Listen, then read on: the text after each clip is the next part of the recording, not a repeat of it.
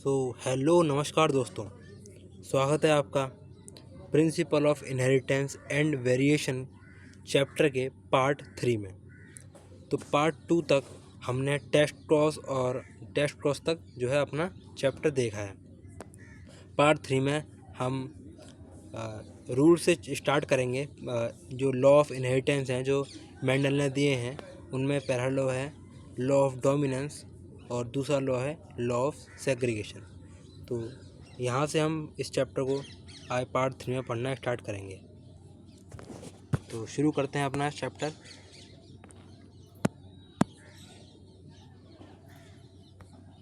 सबसे पहले पढ़ते हैं लॉ ऑफ डोमिनेंस। तो जैसे मैंने आपको बताया था, डोमिनेंट क्या होता है? डोमिनेंट है शक्तिशाली, जो कमज़ोर आदमी को या कमज़ोर पर्सन को जो है दबा देगा, ठीक है, अपने कंट्रोल में कर लेगा। तो उसी के ऊपर ये लॉ है, डोमिनेंस के ऊपर ये लॉ है। तो जैसा कि कुछ पॉइंट्स हैं उससे पहले जानना चाहिए हमें कि बताते हैं कि characters are controlled by discrete units called factors. तो जैसा कि हम जानते हैं, जो कैरेक्टर्स होते हैं वो कंट्रोल्ड बाय कुछ यूनिट्स हैं जिन्हें मेंडल ने नाम दिया था फैक्टर्स। तो कैरेक्टर्स कुछ यूनिट की वजह से जो है कंट्रोल होते हैं। जो ऑफस्प्रिंग जो पेरेंट्स टू ऑफस्प्रिंग जो कैरेक्टर ट्रांसफ़र हो रहे हैं, वो कैरेक्टर्स जो हैं फैक्टर्स की वजह से कंट्रोल हो रहे हैं। फैक्टर्स जिन्हें हम आज जीन्स के नाम से जानते हैं, उन्हें मेंडल ने नाम दिया था फैक्टर्स।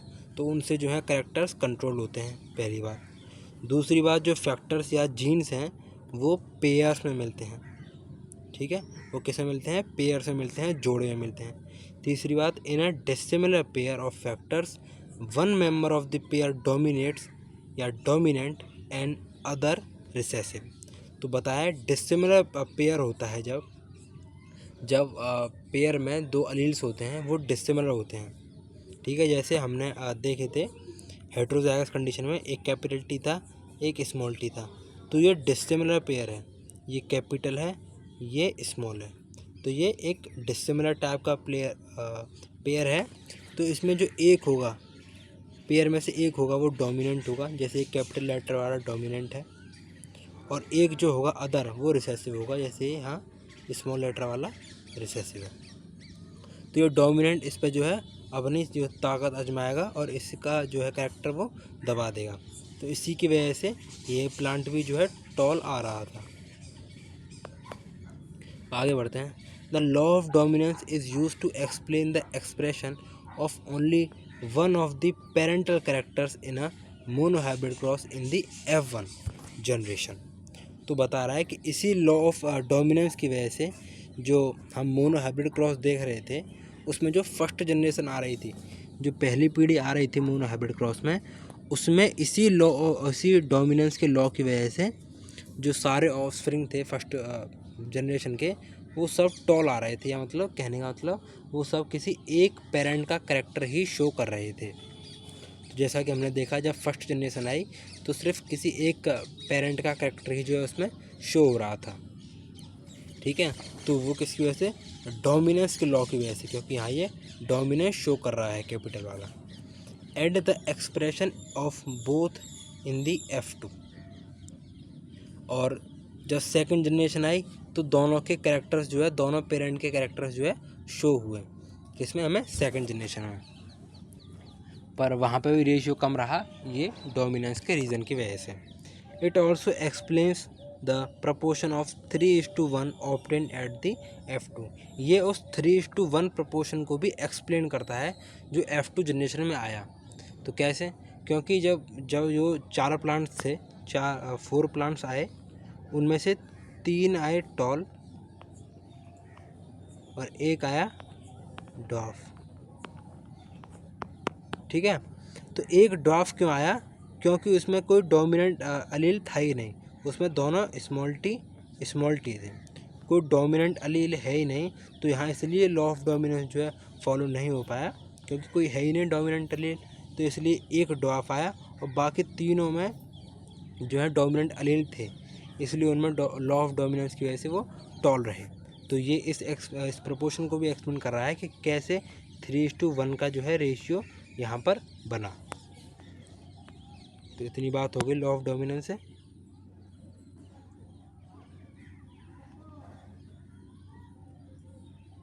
आगे बढ़ते हैं।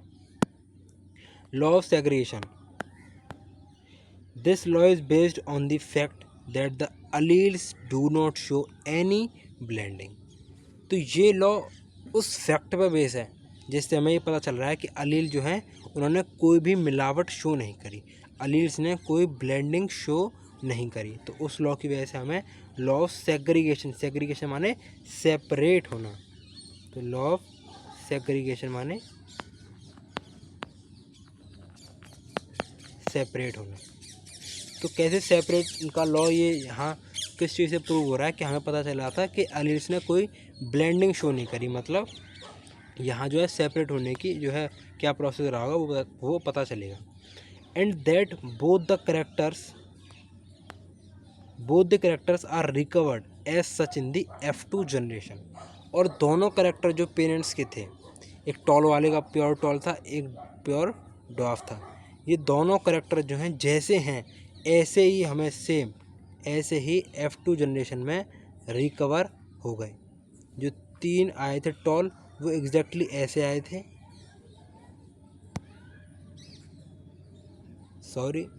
जो 3 आए थे टॉल वो एग्जैक्टली ऐसे आए थे, और जो एक ड्वार्फ आया था वो एग्जैक्टली ऐसा आया था।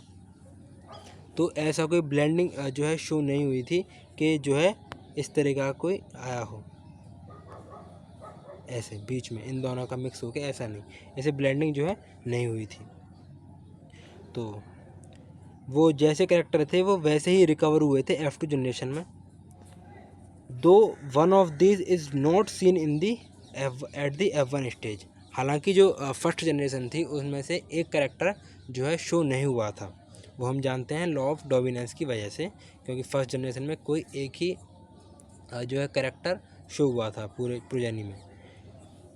दो the parents contain 2 alleles during gamete formation, the factors और alleles of a pair segregate from each other. तो जैसा कि हम जानते हैं जीन्स जो हैं वो पेयर में है, मतलब 2 alleles हैं, तो 2 alleles हैं कुछ, ये alleles और ये alleles, ये ऐसे पेयर में है, ये सेग्रीगेट होते हैं गैमीट फॉर्मेशन के टाइम पे। तो एक गैमीट कंटेन करता है एक अलील को, एक गैमीट एक अलील को कंटेन करता है। तो ऐसे ये जो है सेग्रीगेट होते हैं, सेपरेट होते हैं, कोई मिक्सअप होके इन्हें पहले मिक्स हुआ फिर ये सेपरेट नहीं हुए, नहीं, ये किसी एक में गया और ये एक में गया, ऐसे अलग अलग जो है सेपरेट हुए हैं। तो यही लॉ ऑफ सेग्रीगेशन जो है समझाना चाह रहा है कि कोई ब्लेंडिंग नहीं हुई है। Such that a gamete receive only one of the 2 factors. तो ये 2 फैक्टर्स या 2 जीन्स हैं, ये जीन्स ही हैं, ये पेयर में हैं और हम उन्हें अलील कहते हैं, क्योंकि अलील जो है वेरिएंट ऑफ जीन ही है। तो that a gamete receive only one of the 2 factors. तो गैमेट जो होता है 2 फैक्टर्स या अलील या जीन्स में से किसी एक को ही रिसीव करता है। Of course homozygous parent produce all gametes that are similar, while a heterozygous one produce 2 kinds of gametes each having one allele with equal proportion। तो ये क्या कहना चाह रहा है? ये कहना चाह रहा है कि जो होमोजाइगस पेयर होगा, मतलब जो दोनों अलील होंगे वो सेम होंगे, जैसे होमोजाइगस पेयर जैसे ये कैपिटल टी या स्मॉल टी, तो ये होमोजाइगस पेयर है। तो इसमें से सारे गैमीट में स्मॉल टी ही जाएगा, इसमें से सारे गैमीट में कैपिटल टी ही जाएगा, ठीक है। 100% गैमीट्स फॉर्म होंगे वो स्मॉल टी कंटेन करेंगे, इसमें 100% फॉर्म होंगे वो कैपिटल टी कंटेन करेंगे। बट जब अगर हेट्रोजाइगस कंडीशन आती है, हेट्रोजाइगस कंडीशन जैसे कैपिटल टी और स्मॉल टी, हेट्रोजाइगस कंडीशन में 50% अलील जो है 50% गैमिट जो है कैपिटल टी कंटेन करेंगे और 50% स्मॉल टी कंटेन करेंगे। तो वही बात बताई हुई है कि जो है हेट्रोजाइगस में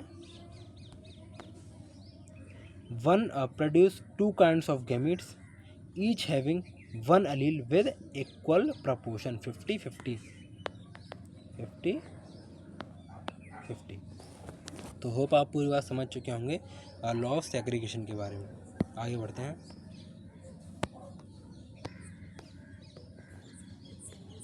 तो लॉ ऑफ डोमिनेंस और लॉ ऑफ सेग्रीगेशन जो है, दो लॉ हो चुके हैं। अब हम बढ़ेंगे लॉ इनकम्प्लीट डोमिनेंस की तरफ। तो इनकम्प्लीट डोमिनेंस का मतलब क्या समझ रहे हो आप, कि डोमिनेंस होने तो आ रही थी पर वो पूरी तरीके से डोमिनेट नहीं कर पाया दूसरे सेक्स पर, मतलब कुछ इनकम्प्लीट बात जो है रह गई। जैसे यहाँ दिखाया हुआ है कि एक रेड फ्लावर है, एक वाइट फ्लावर है। ये रेड फ्लावर इस पर डोमिनेट कर रहा है, बट पूरी तरीके से डोमिनेट नहीं कर पाया। अगर पूरी तरीके से डोमिनेट कर जाता तो ये फ्लावर जो है रेड आता, पर क्योंकि ये पूरी तरीके से डोमिनेट नहीं कर पाया है तो ये पिंक फ्लावर बन गया है। मतलब यहाँ इनकम्प्लीट डोमिनेंस जो है शो हुई है। अगर कंप्लीट डोमिनेंस जो आई तो पूरी तरीके से वाइट कलर को जो है सप्रेस कर देता, दबा देता, अगर कंप्लीट डोमिनेंस होती तो। पर यहाँ कंप्लीट डोमिनेंस नहीं हुई है, इनकम्प्लीट डोमिनेंस हुई है, इसलिए रेड और वाइट से मिलकर पिंक फ्लावर जो है फॉर्म हुआ है। आगे बढ़ते हैं। When experiments on peas were repeated using other traits in other plants. तो जब पी पर जो है एक्सपेरिमेंट रिपीट करे गए अदर ट्रेड्स को लेकर अदर प्लांट्स में, it was found that sometimes the F1 had a phenotype that did not resemble either of the two parents and was in between the two। पर ऐसा तो नहीं है कि हर करेक्टर में जो फर्स्ट प्रोजेनी आएगी उसमें सारे जो प्रोजेनी होंगे वो किसी एक पेरेंट का करेक्टर दिखा रहे होंगे। तो यही चीज़ देखी गई कि कुछ करेक्टर में जब हम पी पे जो है लगातार एक्सपेरिमेंट कर रहे थे तो कुछ करेक्टर में ऐसा हुआ कि जो F1 प्रोजेनी आ रहे थे वो किसी भी पेरेंट का करेक्टर शो ही नहीं कर रहे थे। ठीक है, वो किसी भी पेरेंट का करेक्टर शो ही नहीं कर रहे थे।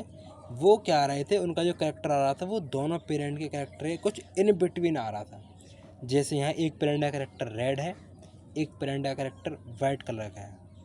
ठीक है, तो जो F1 प्रोजेनी आए उन सबका डोमिनेंस के हिसाब से जो है सबका कलर जो है रेड आना चाहिए था, बट ऐसा जो है नहीं हुआ। इसका जो कलर आया वो किसी भी पेरेंट से नहीं मिल रहा, जबकि इनके कुछ बीच में है। ठीक है, मतलब ना रेड है ना वाइट है, बट पिंक आया है। ठीक, तो आप समझ चुके हैं the inheritance of flower colour in the dog flower, या इसे कहते हैं स्नैपड्रैगन और एंटरहाइनम स्पीसीज। तो आपको याद रखना है एग्जाम्पल कि ऐसा किस में देखने के लिए मिला, कि ऐसा फ्लावर कलर में देखने के लिए मिला किस में, या डॉग फ्लावर या स्नैपड्रैगन ऐसे एंटरहाइनम स्पीसीज होती है, ये कहते हैं। Is a good example to understand incomplete dominance. तो ये इनकम्प्लीट डोमिनेंस का एक बहुत ही अच्छा एग्जाम्पल है। In a cross between true breeding red flower R capital R capital R. तो कैपिटल आर किस लिए, क्योंकि ये डोमिनेंट है। तो ट्रू ब्रीडिंग यहाँ हमने रेड फ्लावर लिया, and true breeding white flower लिया, that is small R small R. तो F1 प्रोजेनी आए उन सब का जो जीनोटाइप था वो था कैपिटल आर स्मॉल आर, सबका। वॉज पिंक, वो थे पिंक। तो क्योंकि यहाँ रेड थे, ये वाइट थे, ये सारे फ्लावर जो हैं पिंक थे। ठीक है, ये सारे फ्लावर पिंक थे। तो इनका जो जीनोटाइप था वो कैपिटल आर स्मॉल आर था। मतलब ये पूरी तरीके से इस पर डोमिनेट नहीं कर पाया, कुछ इनकम्प्लीट डोमिनेंस ही रह गई। कलर आ तो रहा था बट पूरी तरीके से नहीं आ पाया, तो कुछ पिंक कलर जो है रह गया। When the F1 was self-pollinated, the F2 result in the following ratio। जब F1 को हमने सेल्फ पोलिनेट किया तो F2 रिजल्ट कुछ इस प्रकार आए। तो देखो भाई, क्योंकि हम जानते हैं कि F1 का जो जीनोटाइप है वो कैपिटल आर और स्मॉल आर है, तो इसके दो तरीके के गैमेट्स बनेंगे। यहाँ दिखा रखा है फीमेल में, एक या तो कैपिटल आर जाएगा या स्मॉल आर जाएगा। ऐसे ही मेल में बात करेगी या कैपिटल आर या स्मॉल आर। इनको हमने परेट स्क्वायर में अरेंज कर दिया। तो कैपिटल आर मिलेंगे तो दोनों आएंगे कैपिटल आर, तो यहाँ ये बनेगा red colour. Capital R small R मिलेंगे तो पिंक कलर बनेगा, इनकम्प्लीट डोमिनेंस होगी। ऐसे यहाँ पर स्मॉल आर और कैपिटल आर मिलेंगे तो पिंक कलर, और यहाँ स्मॉल आर और स्मॉल आर मिलेंगे तो वाइट कलर जो है बन जाएगा। तो वही चीज़ यहाँ दिखाई हुई है कि ऐसे इस हिसाब से यहाँ जो रेड आएंगे वो 1 रेड आएगा, 1 रेड आएगा, 2 पिंक आएंगे और 1 वाइट आएंगे। Here the genotype ratios were exactly as we would expect in any Mendelian monohybrid cross. यहाँ आप जीनोटाइप रेशियो देखो तो वो एग्जैक्टली ऐसा ही है जैसे हमने और मेंडेलियन के मोनोहाइब्रिड क्रॉस में देखा है, दैट इज़ 1:2:1। तो देखो जीनोटाइप रेशियो वही है, 1 capital R, 2 capital R, 1 small R, that is 1:2:1। But और मेंडेलियन मोनोहाइब्रिड क्रॉस में हम फिनोटाइप देख रहे थे वो आ रहा था 3:1 ऐसे। बट यहाँ जो फिनोटाइपिक रेशियो आएगा वो एग्जैक्टली जीनोटाइप रेशियो जैसे आएगा, वो आएगा 1:2:1। मतलब 4 प्लांट्स में से 1 रेड, 1 वाइट, 2 पिंक। तो आप समझ चुके होंगे इनकम्प्लीट डोमिनेंस में क्या चल रहा है। But the phenotype ratio had change from here 3:1 dominant to recessive ratio. What happened was that R was not completely dominant over small r. तो यहाँ कैपिटल आर जो है कम्प्लीटली डोमिनेंट नहीं हो कर पाया है स्मॉल आर पर, and made it possible to distinguish capital R small r as pink. तो इसलिए पिंक कलर जो है शो हुआ है फिनोटाइप में, और ये रेड है और ये वाइट है, और इसलिए यहाँ जो फिनोटाइपिक रेशियो है वो चेंज हो गया है 3:1 से 1:2:1 हो गया है। Explanation of the concept of dominance. तो यहाँ डोमिनेंस के कॉन्सेप्ट का एक्सप्लेनेशन दिया है।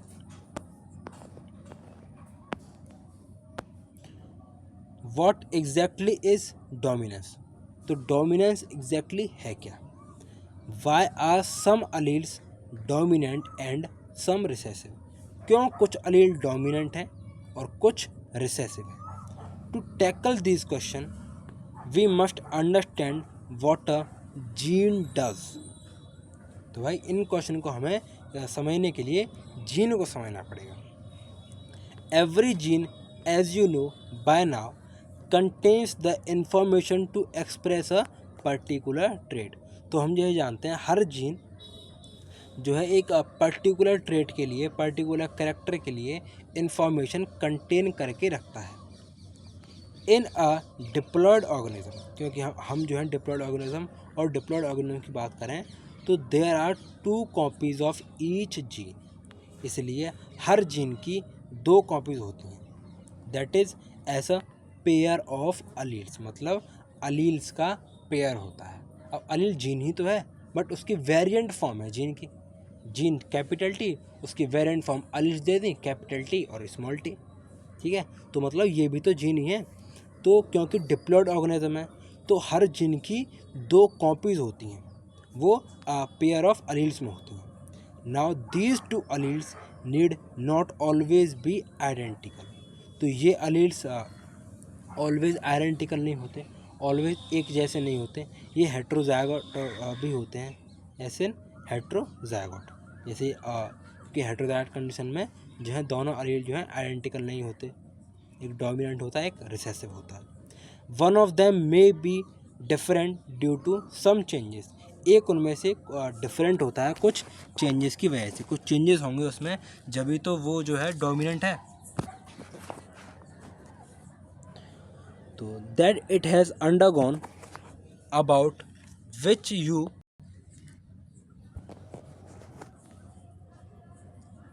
one of them may be different due to some changes that it has undergone, about which you will read further on and in the next chapter में।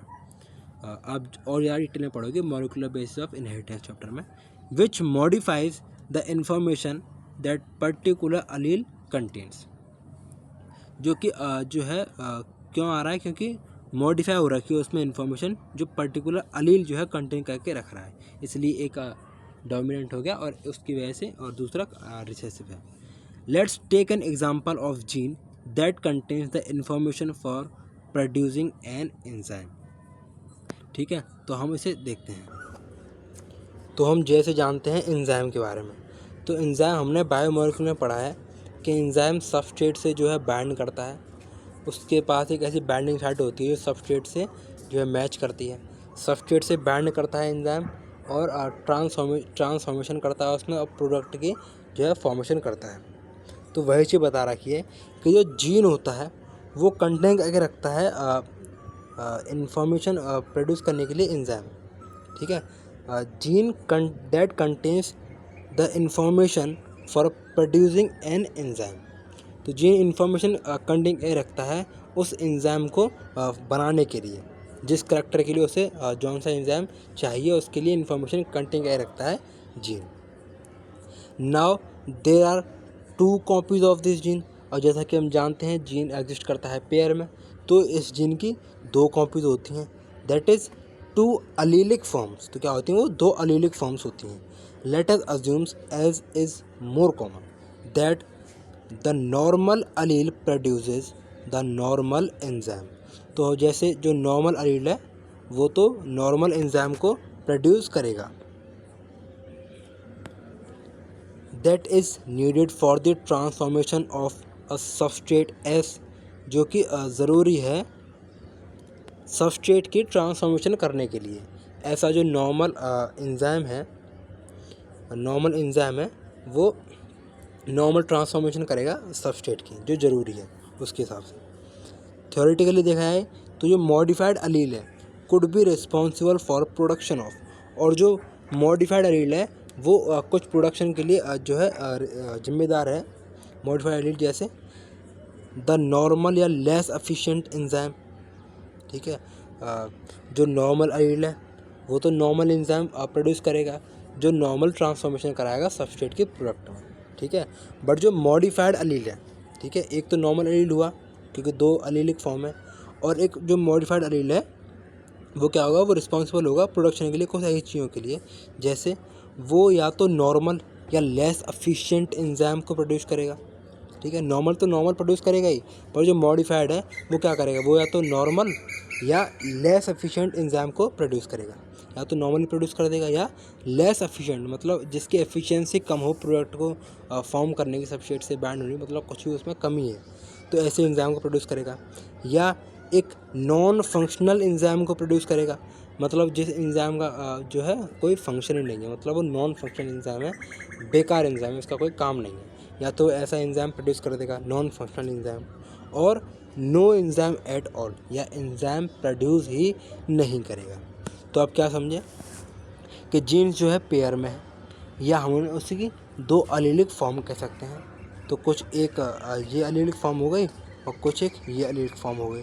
ठीक है, ये है नॉर्मल, तो ये नॉर्मल एंजाइम प्रोड्यूस करेगा और ये नॉर्मल ट्रांसफॉर्मेशन कराएगा। और ये है मॉडिफाइड, तो मॉडिफाइड क्या कर सकता है? ये नॉर्मल भी प्रोड्यूस कर सकता है एंजाइम, ये लेस एफिशिएंट एंजाइम भी प्रोड्यूस कर सकता है, ये नॉन फंक्शनल एंजाइम भी प्रोड्यूस कर सकता है, या ऐसा हो सकता है ये एंजाइम ही प्रोड्यूस ना करे। तो ऐसी कंडीशन हो सकती हैं मॉडिफाइड अलील की। तो यहाँ पर डायग्राम दिखाया हुआ है जैसे हमने पढ़ा है ऊपर इनकम्प्लीट डोमिनेंस में, स्नैपड्रैगन का, प्लांट स्नैपड्रैगन का यहाँ जो है डायग्राम दिखाया हुआ है, उसमें यहाँ शो किया हुआ है कि ये कुछ रेड फ्लावर्स हैं, ये कुछ वाइट फ्लावर्स हैं, और ये कुछ इनकम्प्लीट डोमिनेंस की वजह से ये पिंक फ्लावर्स जो हैं आए हैं, इनकम्प्लीटली डोमिनेंट की वजह से। आगे बढ़ते हैं।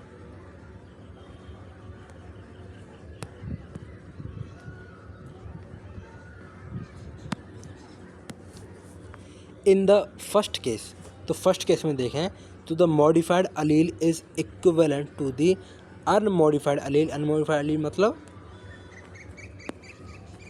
नॉर्मल अलील। तो फर्स्ट केस में बात करें तो जो मॉडिफाइड अलील है वो इक्विवेलेंट है अनमॉडिफाइड अलील के। ठीक है, that is it will produce the same phenotype trait. ठीक है, तो फर्स्ट केस में क्या था कि जो है फर्स्ट केस क्या था कि जो मॉडिफाइड अलील है वो या तो नॉर्मल एंजाइम प्रोड्यूस करेगा, या वो नॉर्मल एंजाइम प्रोड्यूस करेगा, या लेस एफिशिएंट एंजाइम प्रोड्यूस करेगा, मतलब जिसकी प्रोडक्ट बनाने की एफिशिएंसी कम है। तो नॉर्मल एंजाइम तो नॉर्मल ट्रांसफॉर्मेशन कर ही देगा, ठीक है, तो उसका भी जो फिनोटाइप ट्रेट है वो जो है नॉर्मल अलील के जैसे एंजाइम से आ रहा है वैसा ही आएगा। और लेस एफिशिएंट भी वही करेगा, बस जो है इसकी प्रोडक्ट बनाने की जो कैपेसिटी है, ठीक है, जो एफिशिएंसी है प्रोडक्ट फॉर्मेशन करने की, वो होगी नॉर्मल से कम, ठीक है। तो नॉर्मल की जो है लेस एफिशिएंट एंजाइम की जो एफिशिएंसी है वो कम होगी, बट जो फॉर्म करेगा वो तो सेम फिनोटाइप होगा। तो वही बता रखा है कि अगर हम फर्स्ट केस में देखें तो मॉडिफाइड अलील है वो इक्वल है अनमॉडिफाइड अलील के, यानी नॉर्मल अलील के। वो ये मैंने आपको बता दिया, क्योंकि फर्स्ट केस में जो अनमॉडिफाइड अलील था वो या तो नॉर्मली प्रोड्यूस कर रहा था या लेस एफिशिएंसी वाला एंजाइम प्रोड्यूस कर रहा था। That is result in the transformation of substrate S. मतलब क्या हो रहा है, वो एंजाइम आखिरकार करेगा क्या, वो सबस्ट्रेट की ही ट्रांसफॉर्मेशन करेगा प्रोडक्ट में। तो वो जो है दोनों में सेम होगी। नॉर्मल एंजाइम तो वैसे करेगा ही करेगा, लेस एफिशिएंट वैसे करेगा, बस उसकी जो एफिशिएंसी है, ठीक है, वो कम होगी, लेस एफिशिएंट होगा वो। Such equivalent allele pairs are very common. ऐसे जो इक्विवेलेंट अलील पेयर्स होते हैं वो बहुत कॉमन है, जिनमें एक जो है नॉर्मल है और एक मॉडिफाइड है, जो या तो लेस एफिशिएंट प्रोड्यूस कर रहा है या नॉर्मल ही प्रोड्यूस कर रहा है। तो ऐसे अलील पेयर जो होते हैं वो कॉमन होते हैं। But if the allele produce non functional और नो एंजाइम, पर अब ऐसा पेयर है जिसमें जो दूसरा मॉडिफाइड अलील है वो नॉन फंक्शनल एंजाइम प्रोड्यूस कर रहा है, या जो मतलब जो एंजाइम कोई फंक्शन नहीं कर रहा, जो कोई एंजाइम जो है प्रोड्यूस किया वो कोई फंक्शन प्रोड्यूस नहीं कर रहा, या वो अलील कोई एंजाइम ही नहीं प्रोड्यूस कर रहा है। अगर किसी में ऐसा मॉडिफाइड अलील है तो द फिनोटाइप में भी अफेक्टेड, तो भाई फिनोटाइप अफेक्ट ही होगा, ठीक है। पहले दोनों अलील जो है कर रहे थे फिनोटाइप को, अब जो एक अलील जो है बेकार काम कर रहा है, ठीक है, उसका एंजाइम निकल रहा है तो वो कुछ काम का नहीं है, और यह एंजाइम निकल ही नहीं रहा है, एंजाइम वो फॉर्म ही नहीं कर रहा है, तो जो है फिनोटाइप जो है अफेक्ट होगा भाई। तब तो फिनोटाइप जो है जो अपीयरेंस है कैरेक्टर का वो तो अफेक्टेड होगा ही ना फिर तो। द फिनोटाइप या trait will only be dependent on the functioning of the unmodified allele. तो क्या लिख रहा है, जो फिनोटाइप या ट्रेट होता है will only be dependent on the functioning of the unmodified allele. तो ऐसे केस में जो फिनोटाइप होता है वो सिर्फ और सिर्फ डिपेंड करता है अनमॉडिफाइड मतलब नॉर्मल अलील के फंक्शनिंग पर, ठीक है। जो अनमॉडिफाइड यानी जो नॉर्मल अलील है उसकी जो फंक्शनिंग अलील है which represent the original phenotype is the dominant अलील। तो अब आपको जो हम यहाँ डोमिनेंट का एक्सप्लेनेशन चल रहा था उसको समझ पा रहे हो, ठीक है। तो जो वो अलील जो अब अकेला ही कैरेक्टर को संभाल रहा है, वो अकेला ही पूरे फिनोटाइप में जो है सपोर्ट कर रहा है, उसके फिनोटाइप में जो है पूरा हाथ है उसका, ठीक है, वो phenotype trait will only be dependent on the functioning of the normal allele, यानी अनमॉडिफाइड अलील पर पूरा डिपेंड कर रहा है फिनोटाइप। ऐसे अनमॉडिफाइड या फंक्शनल अलील को जो रिप्रेजेंट कर रहा है ओरिजिनल फिनोटाइप, क्योंकि अब इसी की वजह से जो फिनोटाइप आ रहा है, ऐसे ही अलील को हम डोमिनेंट अलील कहते हैं। एंड द मॉडिफाइड अलील मतलब वो अलील या तो वो कोई फंक्शनल एंजाइम जो है ऐसा एंजाइम प्रोड्यूस कर रहा है जो कोई फंक्शन ही नहीं कर रहा, जो कुछ काम ही नहीं कर रहा, बेकार है, बोझ है, ठीक है, या तो ऐसा एंजाइम प्रोड्यूस कर रहा है या वो एंजाइम ही नहीं प्रोड्यूस कर रहा। तो दोनों ही केस में ये सबस्ट्रेट को जो है ट्रांसफॉर्म नहीं कर पाएगा प्रोडक्ट में, ठीक है। तो ये फिनोटाइप में कोई हाथ नहीं दे पाएगा, कुछ हाथ नहीं बटा पाएगा फिनोटाइप चेंज करने में। तो जो डोमिनेंट अलील यानी नॉर्मल अलील है उसी को पूरे फिनोटाइप में साथ देना पड़ेगा। इसलिए ये जो मॉडिफाइड अलील है इसे हम जनरली रिसेसिव अलील कह देते हैं। तो भाई क्या समझ रहे हो आप इससे? आप ये समझ रहे हो कि जैसे हमने देखा कि अब हेटेरोजाइगस कंडीशन थी टॉल प्लांट में, तो वो थी कैपिटल टी और स्मॉल टी, ठीक है। तो क्यों प्लांट जो है टॉल ही आ रहा था, क्यों प्लांट टॉल ही आ रहा था, क्यों हम इसको जो है डोमिनेंट कह रहे थे और इसको रिसेसिव कह रहे थे? क्योंकि ये जो है नॉर्मल अलील है, ये डोमिनेंट जो है वो नॉर्मल अलील है, वो नॉर्मल एंजाइम प्रोड्यूस करेगा, वो नॉर्मल एंजाइम सबस्ट्रेट को ट्रांसफॉर्म कर देगा प्रोडक्ट में, ठीक है। और ये जो एंजाइम प्रोड्यूस करेगा वो नॉन फंक्शनल होगा, ये ऐसा अलील होगा कि इसका एंजाइम जो है नॉन फंक्शनल होगा या ये एंजाइम ही नहीं प्रोड्यूस कर रहा होगा। तो इसका जो है हाइट ग्रोथ में कोई जो है मतलब नहीं है। तो असल में जो फिनोटाइपिक अपीयरेंस आ रहा है हाइट ग्रोथ के लिए वो इसी की वजह से आ रहा है, इसलिए हम इसको डोमिनेंट कह देते हैं, इसलिए जो प्लांट का फिनोटाइप है वो टॉल आया, ठीक है। और हमने ये केस देखा स्मॉल टी वाला, इसमें दोनों ही अलील ऐसे हैं कि वो कोई ऐसा एंजाइम प्रोड्यूस कर रहे हैं जो कि नॉन फंक्शनल है या एंजाइम प्रोड्यूस ही नहीं कर रहे हैं। तो ऐसे एंजाइम प्रोड्यूस ही नहीं कर रहे हैं जो एज सबस्ट्रेट को प्रोडक्ट में जो है चेंज करें जिसकी वजह से प्लांट जो है टॉल हो। तो ऐसे एंजाइम यहाँ प्रोड्यूस ही नहीं हो रहे हैं जो प्लांट को टॉल करवा दें। तो यहाँ इस कंडीशन में प्लांट जो है ड्वार्फ ही रह जाता है। बट अगर एक भी यहाँ कैपिटल टी यानी डोमिनेंट आ जाता तो वो एंजाइम प्रोड्यूस कर देता और इस प्लांट को जो है टॉल करवा देता। तो भाई इस पैराग्राफ को पढ़ के कैसी जो है अंडरस्टैंडिंग आई आपको डोमिनेंट और रिसेसिव को समझने में?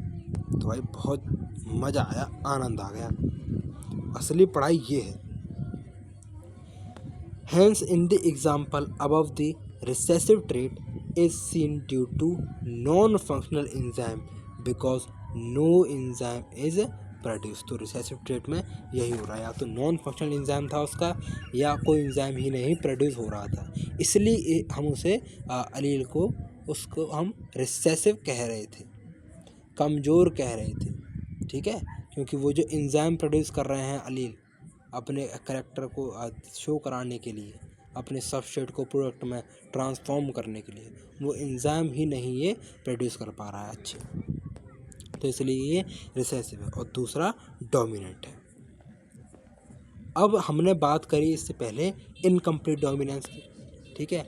अब हम बात कर लेते हैं कंप्लीट डोमिनेंस की। तो हम बात करते हैं कंप्लीट नहीं, को डोमिनेंस, ठीक है। को डोमिनेंस क्या कहना चाह रहा है? तो को डोमिनेंस क्या है? तो इस को डोमिनेंस को समझते हैं, ये बहुत ही इंटरेस्टिंग है, इसमें आपको बहुत मज़ा आने वाला है, तो ये समझते हैं। Till now we were discussing crosses where the F1 resembled either of the two parent. Dominance दिखा रहा था, F1 जनरेशन में कोई एक पेरेंट दिख रहा था। हम अब तक क्रॉसेस देख रहे हैं, ठीक है। और क्या हो रहा था? और वॉज इन बिटवीन, और या तो F1 जो है किसी एक पेरेंट को शो कर रहा था या कुछ इन बिटवीन कैरेक्टर आ रहे थे, जैसा कि हमने इनकम्प्लीट डोमिनेंस में देखा, वहाँ जो है इनकम्प्लीट कैरेक्टर्स जो हैं आ रहे हैं। But in the case of को डोमिनेंस, बट हम को डोमिनेंस के केस में देखें तो जो F1 जनरेशन होगी वो रिसेम्बल्स करेगी बोथ पेरेंट्स को, ठीक है भाई। तो हमने पहले जब डोमिनेंस देखी, यहाँ कंप्लीट डोमिनेंस हो रही थी, वहाँ क्या हो रहा था? जो F1 जनरेशन थी वो किसी एक पेरेंट को शो कर रही थी, एक पेरेंट के कैरेक्टर को शो कर रही थी। इनकम्प्लीट डोमिनेंस में क्या हुआ कि जो F1 जनरेशन थी वो किसी भी पेरेंट के कैरेक्टर को शो नहीं कर रही थी, वो उनके कुछ बीच का कैरेक्टर शो कर रही थी। जैसे हमने स्नैपड्रैगन फ्लावर के कलर में देखा, तो क्योंकि पेरेंट के फ्लावर कलर रेड और वाइट था, तो ना ही F1 प्रोजेनी में रेड कलर था ना वाइट कलर था, बल्कि उनके बीच का colour that is pink colour जो है वहाँ था। तो ऐसे ही जब हम को डोमिनेंस की बात कर रहे हैं तो यहाँ जो है F1 जनरेशन दोनों ही पेरेंट को रिसेंबल करेगी, दोनों पेरेंट को शो करेगी, ठीक है। तो कंप्लीट में कोई एक शो हो रहा था, इनकम्प्लीट में कोई भी शो नहीं हो रहा था, और कोडोमिनेंस में क्या होंगे, दोनों पेरेंट का कैरेक्टर शो होगा। A good example is different types of red blood cell that determine ABO blood grouping in human beings. तो भाई इसका बहुत अच्छा एग्जाम्पल हम ABO ब्लड ग्रुप से यहाँ देखेंगे, ठीक है, जो कि different types of red blood cells की वजह से आता है, ABO blood group in human beings. तो अब ABO ब्लड ग्रुप में क्या समझते हो आप, तो जो ABO ब्लड ग्रुप्स होता है वो कंट्रोल होता है जीन आई की वजह से। तो ABO ब्लड ग्रुप को कंट्रोल करने वाला जीन का नाम है जीन आई, ठीक है भाई। The plasma membrane of the red blood cell has sugar polymers, ठीक है। जो रेड ब्लड सेल्स होती हैं, एरिथ्रोसाइट सेल्स होती हैं, ठीक है, उनकी जो प्लाज्मा मेम्ब्रेन होती है उसके ऊपर जो है शुगर पॉलीमर्स होते हैं, जो कि प्रोट्रूड्स होते हैं उसके सरफेस से निकले हुए होते हैं, ठीक है। शुगर पॉलीमर्स होते हैं जो कि उसके सरफेस से निकले हुए होते हैं। And the kind of sugar is controlled by the gene. तो उस जो है सेल पे किस प्रकार की जो शुगर प्रोट्रूड हो रखी है, किस प्रकार की शुगर जो है निकल रखी है, वही जो है कंट्रोल होती है इस जीन आई की वजह से, ठीक है। तो पहली बात तो ये ABO ब्लड ग्रुप कंट्रोल कौन करता है, जीन आई। तो वो कंट्रोल कैसे होता है कि प्लाज्मा मेम्ब्रेन पे एरिथ्रोसाइट यानी RBC की प्लाज्मा मेम्ब्रेन पर शुगर जो है पॉलीमर प्रोट्रूड होकर रखते हैं, निकले हुए रहते हैं, ऐसे ये ऐसे प्लाज्मा मेम्ब्रेन है, ये प्लाज्मा मेम्ब्रेन है, इसकी वजह से शुगर पॉलीमर ऐसे प्रोट्रूड हो रखे, ठीक है। तो ये शुगर पॉलीमर किस टाइप के हैं, किस टाइप के हैं, इसी चीज़ को कंट्रोल करता है जीन आई।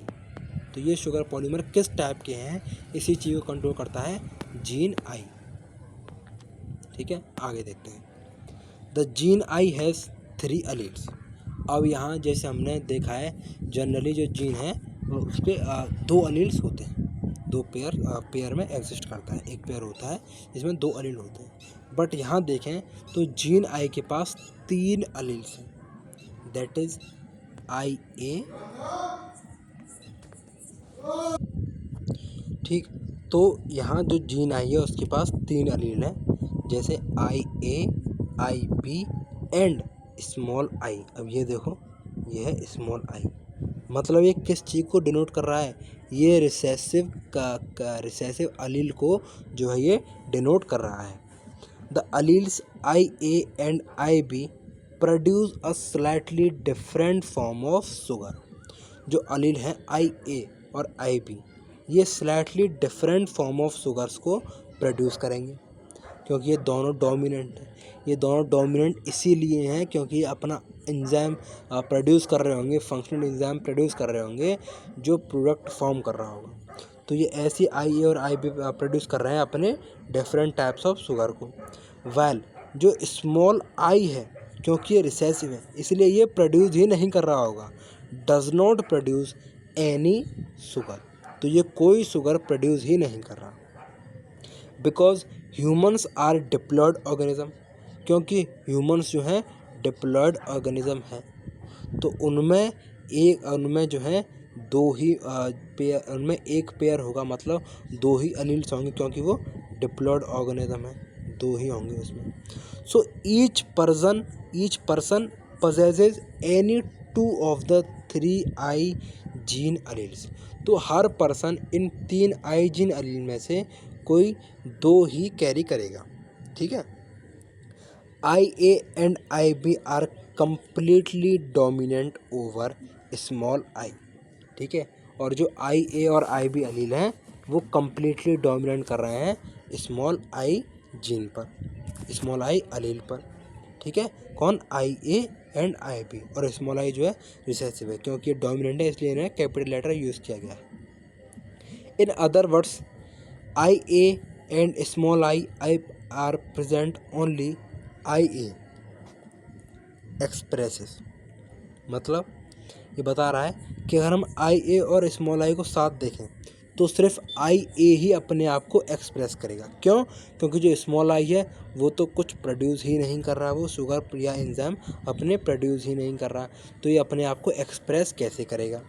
तो IA एंड स्मॉल आई है तो सिर्फ IA ही एक्सप्रेस करेगा, बिकॉज I जो है वो does not produce any sugar. जब IB एंड स्मॉल आई है तो सिर्फ IB अपने आप को एक्सप्रेस करेगा, बट जब IA एंड IB हैं, ठीक है, अब जो है IA और IB हैं, दोनों ही प्रेजेंट हैं साथ में, तो दोनों अपने दोनों खुद को एक्सप्रेस करेंगे। IA भी अपने जो है एंजाइम निकालेगा और अपना प्रोडक्ट बनाएगा, अपना शुगर पॉलीमर जो है प्रोट्रूड कराएगा RBC की प्लाज्मा मेम्ब्रेन से, और IB भी ऐसा ही करेगा, वो भी अपना शुगर पॉलीमर प्रोट्रूड कराएगा RBC की प्लाज्मा मेम्ब्रेन से of sugars. This is because of codominance. इस यही है कोडोमिनेंस की वजह। तो क्योंकि यहाँ 3 अलील्स थे, 2 उनमें से डोमिनेंट है, तो अगर वो दोनों अलील साथ में हुए तो एक पर्सन 2 कैरी कर सकता है, तो कोई से 2 हो सकते हैं। तो अगर IA और IB साथ हुए तो ये दोनों जो हैं अपना अपना शुगर प्रोड्यूस करेंगे और दोनों जो है को डोमिनेंस शो करेंगे, मतलब यहाँ दोनों ही अलील जो हैं डोमिनेंट करेंगे।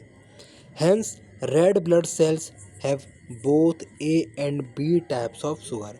इसलिए रेड ब्लड सेल्स होती हैं, उसके पास A और B टाइप दोनों शुगर्स होती हैं, क्योंकि उसमें IA और IB जो है उसका जीनोटाइप है और दोनों ही डोमिनेंट हैं, तो दोनों अपना अपना शुगर प्रोड्यूस करेंगे। Since there are 3 different alleles there are 6 different combination.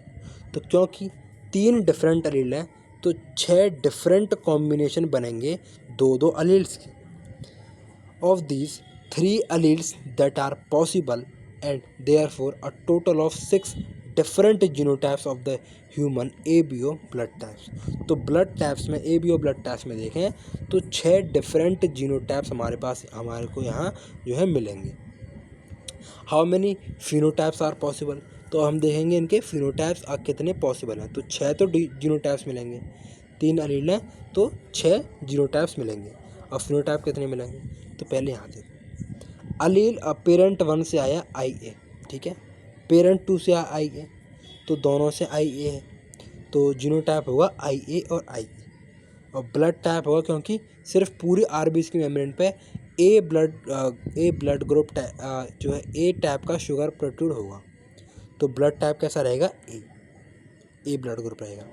अगर IA और IB है तो IA IB जीनोटाइप रहेगा, और यहाँ को डोमिनेंस होगी तो ब्लड टाइप रहेगा AB। IA और स्मॉल I है तो क्योंकि जीनोटाइप IA और स्मॉल आई क्योंकि रिसेसिव है, वो कोई शुगर प्रोड्यूस नहीं करेगा, तो सिर्फ जो है ब्लड जो है RBC की प्लाज्मा मेम्ब्रेन पे सिर्फ A जो है ब्लड ग्रुप A जो है शुगर पॉलीमर होंगे, तो ये A ब्लड ग्रुप होगा। सिमिलर IB और IA में क्योंकि को डोमिनेंस होगी तो A भी होगा। IB और IB में दोनों IB भी होंगे तो B होगा। IB और स्मॉल I है तो सिर्फ IB अपने आप को एक्सप्रेस करेगा तो B ब्लड ग्रुप। अब दोनों में ही जो है स्मॉल I है, पेरेंट 1 से भी स्मॉल I है, पेरेंट 2 से भी स्मॉल I है, तो जीनोटाइप स्मॉल I होगा, मतलब ब्लड ग्रुप होगा O। मतलब O का मतलब कोई भी शुगर जो है पॉलीमर है ही नहीं।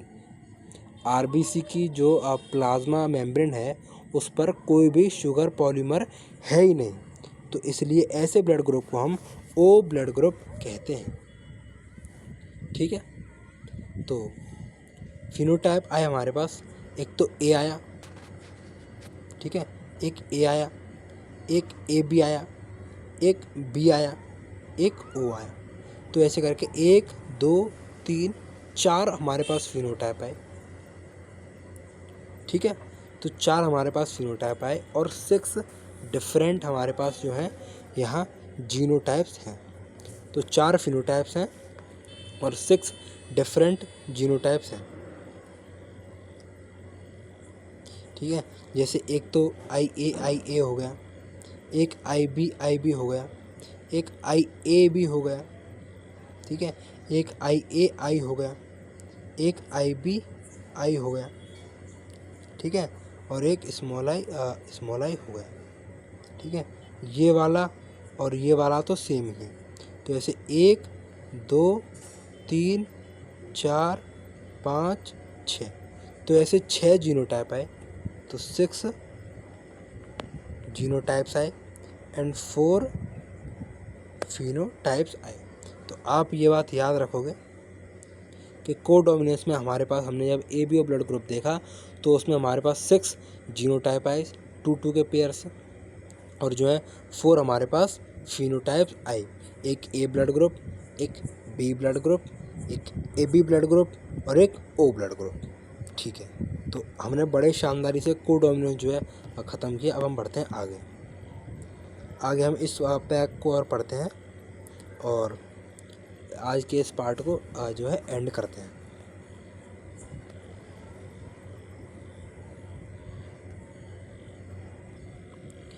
तो भाई लोगों, क्या ये चीज़ तुमने महसूस करी कि ये जो एग्ज़ाम्पल है ABO ब्लड ग्रुप का, वो हमें ऑल्सो एक गुड एग्जाम्पल प्रोवाइड करा रहा है मल्टीपल अलील्स का।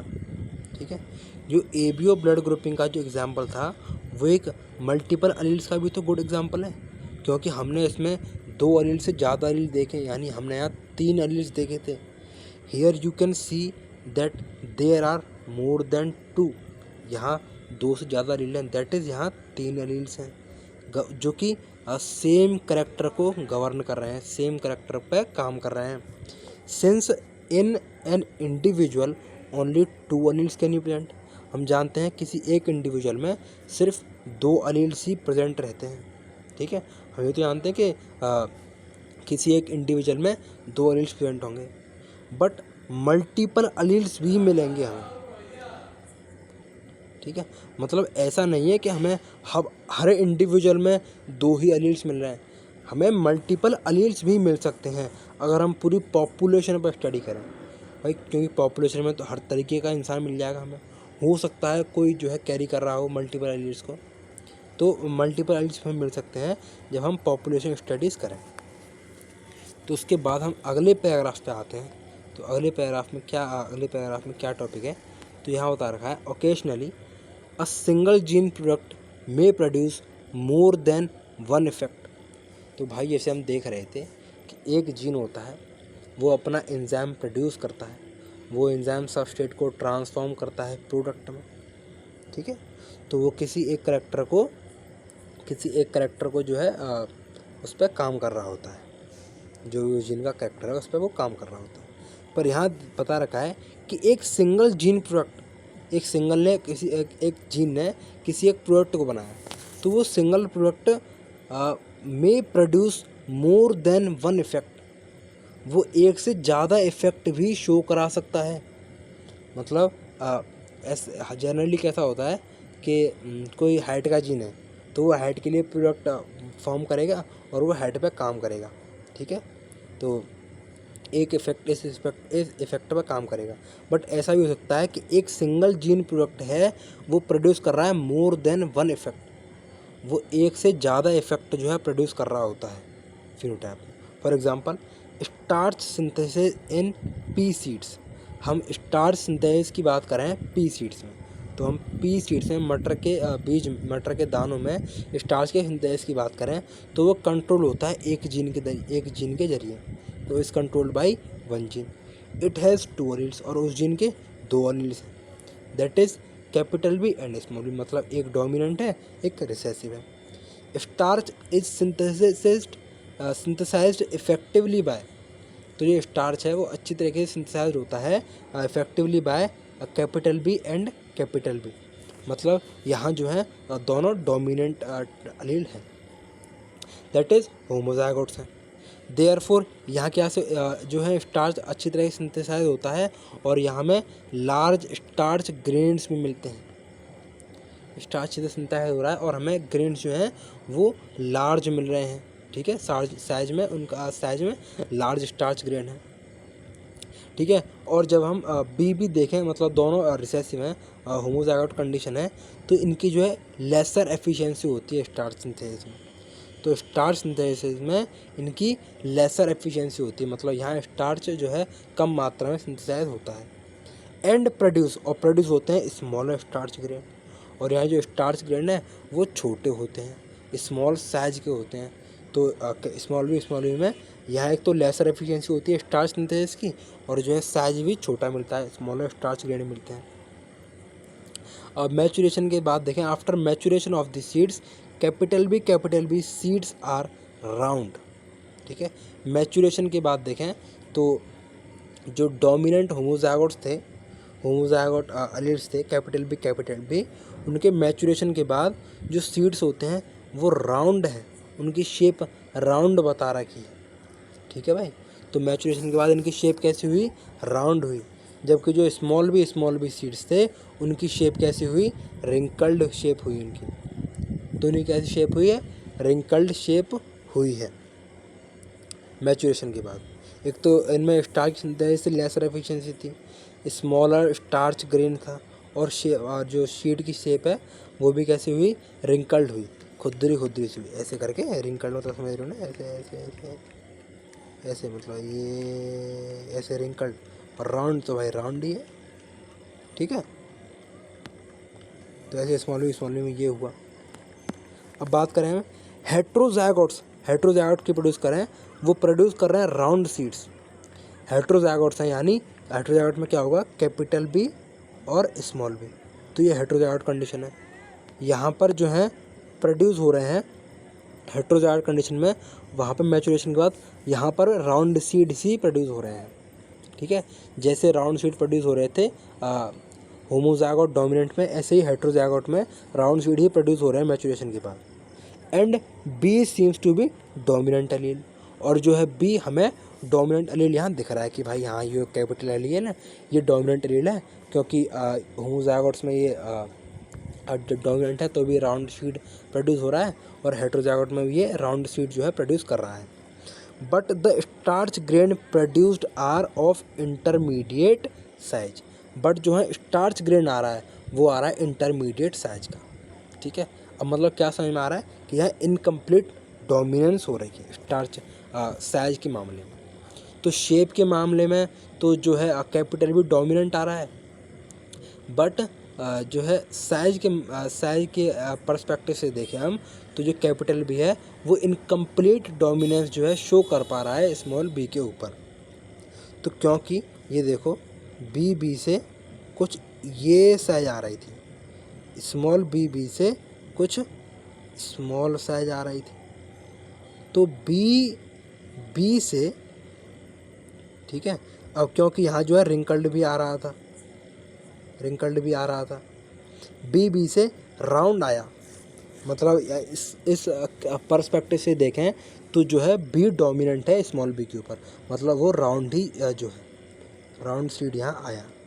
पर दूसरी तरफ देखें तो ये जो है बड़ा है, ये छोटा है, और ये कुछ इंटरमीडिएट साइज का आया है, मतलब ना तो बड़ा ही रहा ना छोटा ही रहा, बल्कि बीच का हो गया। मतलब यहाँ इस मामले में देखें तो यहाँ इनकम्प्लीट डोमिनेंस हुई है। मतलब हम ये देख क्या रहे हैं, पूरा मामला हम ये देख रहे हैं कि जो एक ही सिंगल जीन का प्रोडक्ट है वो मोर देन वन इफेक्ट शो करा रहा है, ठीक है। वो स्टार्च की सिंथेसिस में भी कम बढ़ती एफिशिएंसी दिखा रहा है, वो सीड की शेप में भी चेंज कर रहा है, राउंड रिंकल्ड कर रहा है, ठीक है। वो सीड के साइज में भी चेंज कर रहा है, ठीक है, लार्ज स्मॉल इंटरमीडिएट साइज, ठीक है। तो हम ये चीज़ देख रहे हैं यहाँ पर। तो आगे बढ़ते हैं। So if starch grain is considered as the phenotype, अगर हम स्टार्च ग्रेन को जो है उसके साइज को फिनोटाइप कंसिडर करें तो देन फ्रॉम दिस एंगल, तो इस नज़रिए से जो अलील्स हैं वो इनकम्प्लीट डोमिनेंस शो कर रहे हैं, अलील्स जो है इनकम्प्लीट डोमिनेंस शो कर रहे हैं। और कंप्लीट डोमिनेंस कौन से नज़रिए से शो कर रहे हैं, कौन सी तरफ से कंप्लीट डोमिनेंस शो कर रहे हैं, तो वो शो कर रहे हैं सीड की शेप से, कि राउंड सीड आ रहा है, हेटेरोजाइगोट कंडीशन में भी। पर हेटेरोजाइगोट कंडीशन में जो है इंटरमीडिएट साइज आ रहा है, तो यहाँ इस कंडीशन में इस केस से, इस नज़रिए से ये है इनकम्प्लीट डोमिनेंस। अब हम जो है लास्ट पैरा इसको पढ़ते हैं और जो है आज का पैरा जो है एंड करते हैं। और पार्ट 4 में हम इनहेरिटेंस ऑफ 2 जीन से जो है अपना पार्ट 4 स्टार्ट करेंगे। तो बढ़ते हैं अपने इस पैराग्राफ को हम जो है रीड करते हैं। तो भाई ये पैराग्राफ क्या समझना चाह रहा है आपको मैं बताता हूँ। तो ये पैराग्राफ बताना चाह रहा है कि dominance is not an autonomous feature of gene. पहली बात तो ये पैराग्राफ बहुत इंपॉर्टेंट है, ये समझो अच्छे से। ये बता रहा है कि dominance is not an autonomous feature of gene, मतलब डोमिनेंस जो है वो प्योरली जीन के फीचर पर या जीन पर डिपेंड नहीं कर रहा है। ठीक है, जो डोमिनेंस है वो प्योरली जीन पर डिपेंड नहीं कर रहा है। ठीक है, ऑटोनॉमस फीचर ऑफ जीन और the product that it has information for. ठीक है, तो डोमिनेंस असल में उस बात पर भी करता है डिपेंड कि जो जीन है वो कौन सा प्रोडक्ट फॉर्म कर रहा है और वो प्रोडक्ट किस किस ट्रेट को, कौन से ट्रेट को जो है अफेक्ट करेगा। ठीक है, जैसे हमने ऊपर देखा तो जो जीन था वो अलग अलग प्रोडक्ट को फॉर्म कर रहा था, तो वो अलग अलग ट्रेट को अफेक्ट कर रहे थे। ठीक है, तो एक ट्रेट को अफेक्ट करने के हिसाब से वो कंप्लीट डोमिनेंस शो के केस में आ रहा था, और एक ट्रेट को अफेक्ट करने के हिसाब से वो इनकम्प्लीट डोमिनेंस के केस में आ रहा है। ठीक है, तो इसलिए लिखा गया है कि डोमिनेंस जो है वो ऑटोनोमस फीचर नहीं है। ऑटोनोमस मतलब जो सेल्फ गवर्निंग होता है, सेल्फ गवर्निंग फीचर नहीं है जीन का। ठीक है, तो डोमिनेंस एक जीन का ऑटोनोमस फीचर नहीं है, जबकि वो डिपेंड करता है उन बातों पर कि जीन कौन सा प्रोडक्ट फॉर्म करेगा और वो प्रोडक्ट कौन से ट्रेट को अफेक्ट करेगा। ठीक है, वो इस चीज़ों पर डिपेंड करता है डोमिनेंस। ठीक है, it depends as much on the gene product and the production of a particular phenotype from this product. तो ये डिपेंड करता है उस जीन प्रोडक्ट पर और वो प्रोडक्ट किस पर्टिकुलर फिनोटाइप को फॉर्म कर रहे हैं, इफ़ेक्ट कर रहे हैं उस पर, उस चीज़ पर जो है डोमिनेंस इफ़ेक्ट कर रहा है। अब वो उस प्रोडक्ट को फॉर्म करता है जीन। अब वो जीन किस फिनोटाइप को इफ़ेक्ट कर रहा है, ठीक है, उस फिनोटाइप के रिस्पेक्टिव में वो gene dominant complete dominance show कर रहा है, इनकम्प्लीट डोमिनेंस शो कर रहा है, उस चीज़ पर डिपेंड करता है, जैसे अभी हमने ऊपर देखा। ठीक है, ऊपर वाले पैराग्राफ में देखा। ठीक है, तो डोमिनेंस इसलिए ऑटोनोमस फीचर नहीं है जीन का, क्योंकि वो डिपेंड करता है उसके प्रोडक्ट पर जो वो फॉर्म कर रहा है, और वो प्रोडक्ट कौन से ट्रेट को या फिनोटाइप को इफ़ेक्ट करते हैं, as it does on the particular phenotype that we choose to examine. In case of more than one phenotype is influenced by the same gene. तो जैसे हमने देखा कि ऊपर जो है सेम जीन की वजह से मोर देन वन फिनोटाइप इन्फ्लुएंस हो रहे थे। ठीक है, राउंड शेप और राउंड मतलब शेप हुआ, साइज हुआ। ठीक है, तो एक से ज़्यादा फिनोटाइप जो है एक जीन से कंट्रोल हो रहे हैं। तो कौन से फिनोटाइप में रिस्पेक्ट में जो है अलील डोमिनेंट है या इनकम्प्लीट डोमिनेंस शो कर रहा है, वो उस चीज़ पर डिपेंड करता है।